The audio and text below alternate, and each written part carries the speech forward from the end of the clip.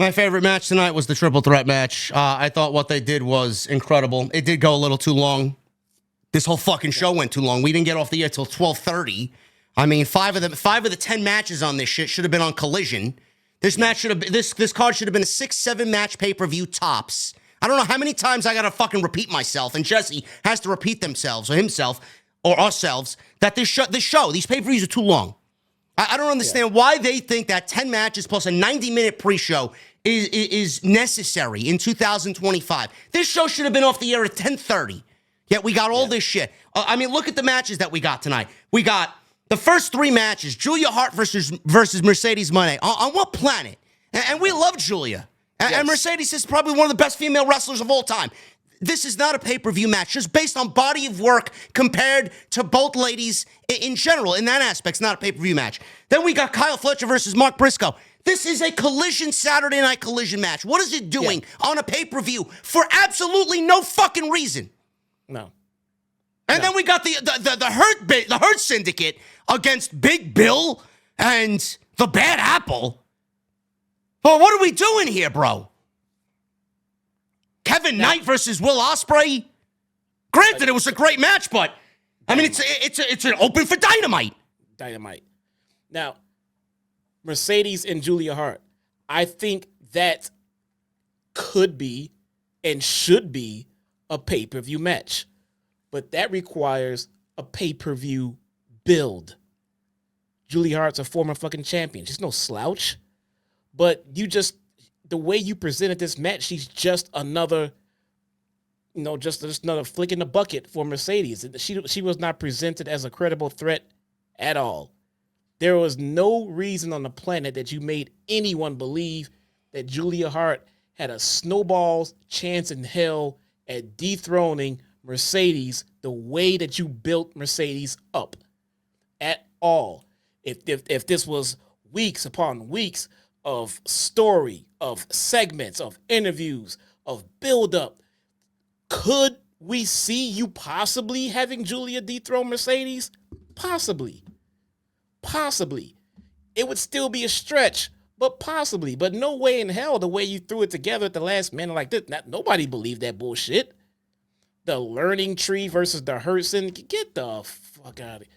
Nobody believed that was going to happen. No one wanted it to happen. No one expected it to happen. There was nothing you can do there. A shock turn or a shock title change? No. That wouldn't work either. None of it makes sense. Kevin Knight. Fantastic. Great in the ring. Caught a lot of bullshit from people on social media about him. Why would we expect Kevin Knight to beat Will goddamn Ospreay at a pay-per-view? This stuff is not believable. Sure, it's a match we may want to see, but we don't need to see it in the middle of a 4 or 5 hour pay-per-view night when we got all this other stuff to go through. These kind of matches, could have been on a regular TV show or on the buy-in. And since, yes, we would have complained about putting Will Ospreay in the fucking buy-in, then maybe don't put this match on the fucking pay-per-view at all. Shorten it. I don't know. Somebody asked Tony, listen to this. Bodyslam.net is tweeting out right now. I'm on X. Tony is asked about fans not being thrilled with the main event finish and if he considered calling an audible. He says he takes audibles into consideration. He knows Swerve is the more popular man. Says Jon Moxley is still one of the most important figures in AEW, and he believes there's intrigue for this Young Bucks return. Says who? Says who, mister? I listen to my fucking fans. Who's intrigued by the Young Bucks saving Jon Moxley and retaining the AEW championship? Nobody asked for Swerve and Hangman to team up. Nobody. Intrigue. Where's their intrigue? The last time we saw them, they were running away. And like Jesse said, no matter how you pen this, nothing here is going to make sense. Nothing. They went from fucking pile driving the fucking president of the company to running away from the Death Riders. How are you going to explain the last 2 storylines that they were in to make sense of this now 3rd one that they're in? Man, I can't wait for that shit show on Wednesday. Oh my God. No, man. This entire pay-per-view was a fucking Collision taping if I ever seen one. Oh, listen, this is the road to All In, folks. Starts with the Owen. We're not off to a good start. We're not.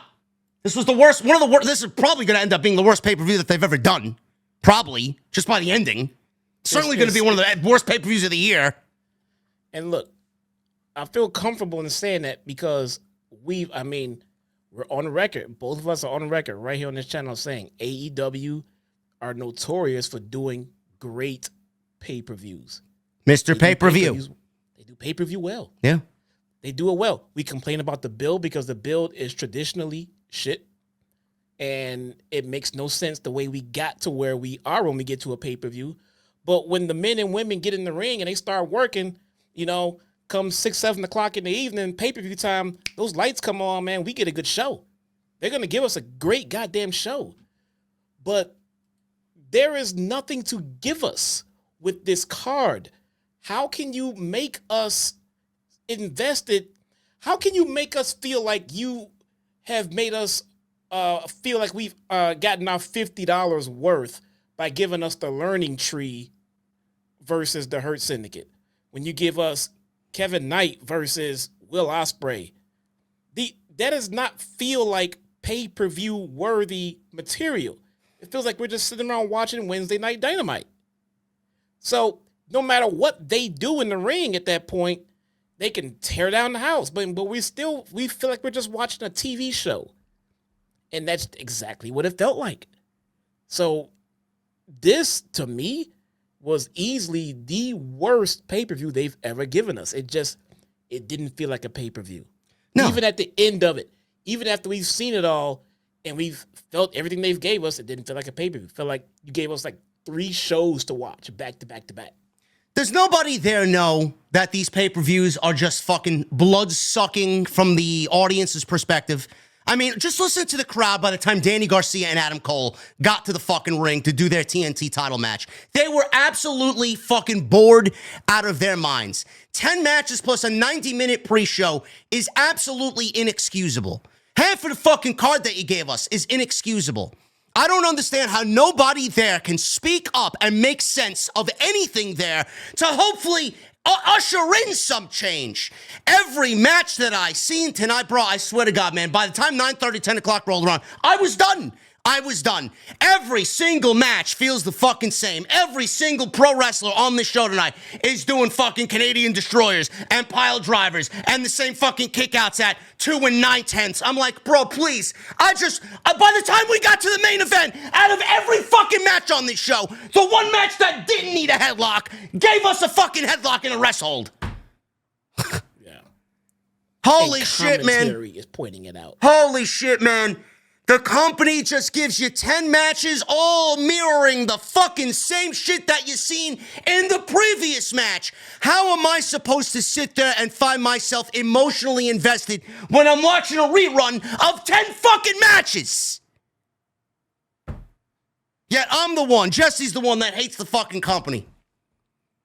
Holy shit, man. You're asking me to fucking get LA Knight in the ring fucking 10 times in a night at that point. Holy shit! My God, man. I don't know. Let's get to it, man. Yeah. This is so. It's bad. It's bad.